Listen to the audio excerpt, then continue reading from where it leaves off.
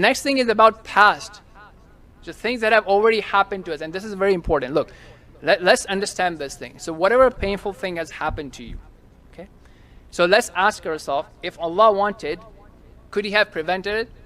So let's say someone caused us some sort of harm, someone betrayed us, a divorce happened, something happened, right? If Allah subhanahu wa ta'ala wanted, could He have prevented it? Okay?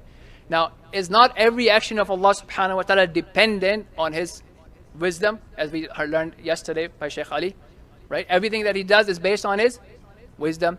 If I was boss, if I was in charge of this world, I would not have let that happen. But alhamdulillah, I'm not the boss. I'm not in charge. Who is in charge?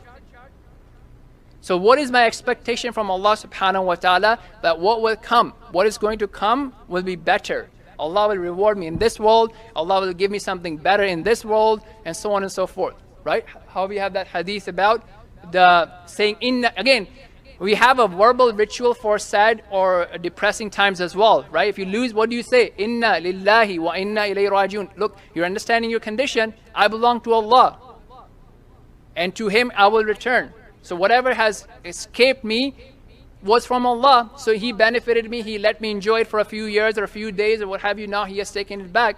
It was His originally. So I should be thankful that He gave it to me for whatever period He gave it to me. And then, oh Allah, now, even though it was yours and I'm feeling painful about it, you reward me for it. Allahumma ajirni fi musibati. You still reward me for it. Beautiful, right? When will that reward come in?